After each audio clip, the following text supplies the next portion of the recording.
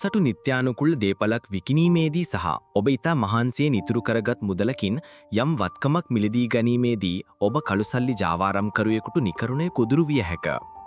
එම නිසා මේ වීඩියෝ මුල සිට අග දක්වාම රැඳී සිට ඒ ආවදානමෙන් ආරක්ෂා වන ලෙස ඉලවන් ගොසිප් කාරුණිකව ඔබට මතක් කිරීමට කැමැත්තෙමු. ලංකාව මැණික්වලට අනාදිමත් කාලයක සිට ප්‍රසිද්ධියක් උසුලයි. පිරිසුදු සෆාය ගල් සහ සෙමි ගල් වර්ග ගණනාවකට ලංකාව තෝතැන්නක් වෙයි. තත්ත්වයේ එසේ වුවද ලංකාවට මහත් උවදුරක්ව පවතින කළුසල්ලි ජාවාරමේ අවසාන ගැලවුම ලෙස මැණික් කර්මාන්තය උපයෝගී වෙමින් පවතී. ඊට ප්‍රධානම හේතුව වන්නේ අනික් භාණ්ඩ මෙන් නොව මැණිකකට ස්ථිර වෙළඳපොළ මිලක් නොමැතිවීමයි. මැණිකක් යනු වසර දහස් ගණනක් පොළව තුළ අධික පීඩනයකින් පැවත පසුව ඉතා ඒ දුර්ලභ සංයෝගයක් බවට පත්වේ. එලෙස නිර්මාණය වෙන මැණික ඉතාමත් අහම්බයකින් පතල් කර්මාන්තය හරහා මිනිසාට හමුවනු ලබයි. මැණිකේ දුර්ලභ බව නිසාම එයට වෙළඳපොලේ ස්ථිර වටිනාකමක් නොමැති අතර එයට ගැනුම්කරුවාගේ අවශ්‍යතාව අනුව මිල නියම වේ. කෙටියෙන්ම කිව්වොත් රුපියල් 5000කට පතල් පොලේ විකිණෙන ගලක් විදෙස් ගැනුම්කරුවෙක් ලක්ෂ ගණනාවකට උවද මිලට ගනු ලබයි. අනිසාය නිත්‍යානුකූල ගනුදෙනුවකි. මැණිකේ මෙම මිල ස්වභාවය කළුසල්ලි ජාවාරම්කරුවන් තම වාසියට ගනු ලබයි. ඩීසී ආච්චිගේ මැණික් මල්ල මීට කදිම උදාහරණ වේ. එහිදී Taman ධනෙ උපයාගත් ආකාරය විමසීමේදී කිසියම් කෙනෙකු මැණික් මල්ලක් දුන් බවත් පසුව එයට තව පුද්ගලයෙකු විශාල මුදලක් ලබා දුන් බවත් පවසයි. මෑතකම උදාහරණය නම් කෙහෙලිය රබුක්වැල්ල හිටපු අමාත්‍යතුමා Taman මුදල් උපයාගත් ආකාරය විමසීමේදී තමා සතු පතලකින් හමුවෙනු මැණික් ගල් විකුණා කෙටි කලකින් කෝටි ගණනක් ඉපයූ බවයි. මැණික් කර්මාන්තයේ මේ ව්‍යාපාර ස්වභාවය නිසා කළුසල්ලි ජාවාරම්කරුවන්ගේ ඉලක්කයක් බවට කුඩා පතල් හිමුකරුවන් පත්වීමේ අවදානමක් පවතී. විශේෂයෙන්ම පතල් හවුලක් ලෙස මෙම කළුසල්ලි ජාවාරම්කරුවන් සම්බන්ධ විය හැකි වන අතර මෙයින් වැළකීමට Taman හොඳින් දන්නා කෙනෙකු සමග පමණක් හවුලක් ඇති කර ගැනීම නුවණට හුරු වේ. කළුසල්ලි ජාවාරම්කරුවන් Taman සතු අධික මුදල් ප්‍රමාණ විවිධ ව්‍යාපාරවල ආයෝජනය කිරීමට පෙළඹෙන අතර එමගින් හවුල්කරුවාගේ සහ ජාවාරම්කරු එක්ව ආරබන ගිණුම් හරහා මුදල් ගනුදෙනු කොට කළුසල්ලි නිත්‍යානුකූල මුදල් ලෙස පරිහරණය කරනු ලබයි. මැණික් මලු හරහා පමණක් නොව ඉඩකඩම් වාහන සහ රත්තරන් මිලදී ගැනීම සහ විකිණීම අතරතුරද අහිංසක පුජ්‍යලයන් නිකරුණේ කළුසල්ලි ජාවාරමට පැටලීමට ඉඩකඩ පවතී. Tamanගේ ඉඩමක් හෝ වාහනයක් මිලට ගැනීමේදී ඇතැම් විට වෙළඳපොළ වටිනාකමට වඩා අඩු මිලක් සඳහන් කොට ඇතැම් කළුසල්ලි ජාවාරම්කරුවන් මිලට ගන්න අතර සිදු වූ නියම ගනුදෙනුව මුදල බැංකු හරහා නොව මුදල් මය ලෙස ය අතේ ලබා දීමට උත්සුක වේ. මෙවන් ගනුදෙනුවකදී ඔබේ වටිනා දේපල විකුණු මුදල පෙන්වීමට නීති අනුකූල බැංකු කුවේතාංශයක් ඉදිරිපත් කිරීමට නොහැකි නිසා ඔබ මට මුදල් විසුද්ධියට අනුබල දීමේ චෝදනා එල්ල විය හැක.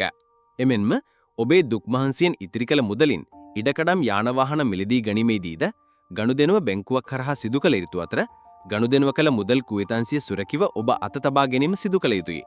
එවිට යම් අවස්ථාවක ඔබ මිලට ගෙනැත්තේ කළුසල්ලි ජාවාරම්කරුවෙකුගේ දේපලක් නම් ඔබේ නීති අනුකූල ගනුදෙනුව බැංකු කුවේතාංශය හරහා සනාථ කොට ලබාගත් දේපලේ මිරවුල් භුක්තිය ආරක්ෂා කරගත හැකිය.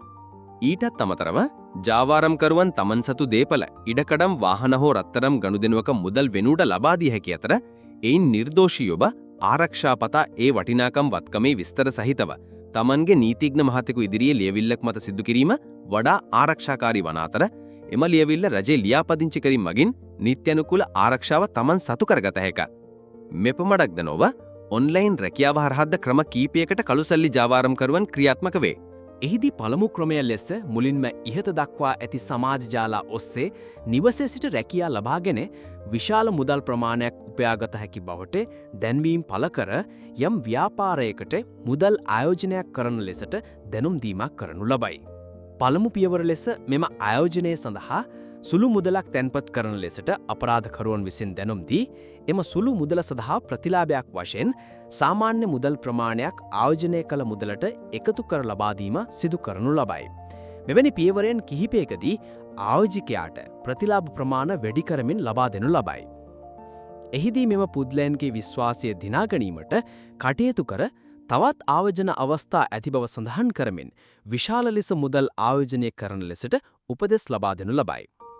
මේ ආකාරයෙන් මුදල් තැන්පත් කරවා ගනු ලබන්නේ දේශීය බැංකුවල ඇති ගිණුම්වලට වේ. ඒ අනුව වැඩි මුදල් ප්‍රමාණයන් අවස්ථාවන් කීපයකදී ඉහත පරිදි තැන්පත් කළද ඒ සඳහා ප්‍රතිලාභ ආයෝජකයින්ට ලබා නොදීම සිදු කරයි. මෙම ආයෝජකයන් ප්‍රතිලාභයන් ලබා නොදීම සම්බන්ධයෙන් අපරාධකරුවන්ගෙන් අදාළ සමාජ ජාලාවලින් විමසීමේදී එම අපරාධකරුවන් දන්වා සිටින්නේ ප්‍රතිලාභ ලබා ගැනීමට අවශ්‍ය නම් ආරක්ෂක බදු, රේගු ගාස්තු වැනි ගාස්තු ගෙවිය යුතු බවත් ඒ සඳහාද අමතර මුදලක් යෙදුවහොත් ප්‍රතිලාභය ලබා දී හැකි බවයි. ඒ අනුව තව තවත් මුදල් ප්‍රමාණ ආයෝජනය කරන ලෙසට දැනුම් දෙනු ලබයි.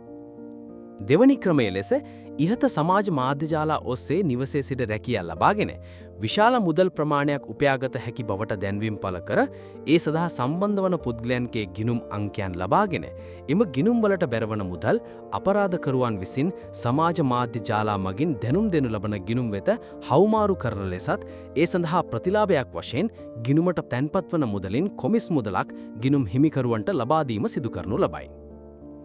මෙම ක්‍රමවේදය ඔස්සේ ඉහත විස්තර කරන ලද පළමු ක්‍රමය මගින් තැන්පත් කරගන්නා මුදල් විශාල ගිණුම් ප්‍රමාණයක් භාවිතා කරමින් වෙනත් ගිණුම් වලට සංසරණය සිදු කරන බවට විමර්ශන නිලධාරීන් විසින් නිරීක්ෂණය කර ඇත.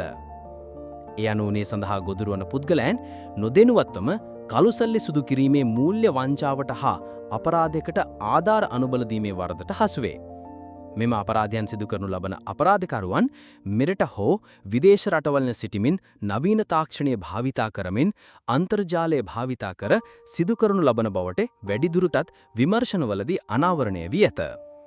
Facebook, WhatsApp, Telegram, Skype, WeChat යන සමාජ මාධ්‍ය ජාලාවලින් සිදු කරනු ලබන අපරාධයන් පිළිබඳ තොරතුරු ලබා ගැනීමට විමර්ශකයන්ට ක්ෂණිකව නොහැකිවීම මත මෙම අපරාධකරුවන් අපරාධයන් සිදු කර නීතිය රැහෙනෙන් ගැලවී යන බවට නිරීක්ෂණය වේ. එබැවින් මෙවැනි අපරාධයන් වළක්වා ගැනීමට ශ්‍රී ලාංකික පුරවැසියන් දැනුවත් කිරීම ප්‍රධාන අවශ්‍යතාවයක් බවට විමර්ශන නිලධාරීන් හඳුනාගෙන ඇත.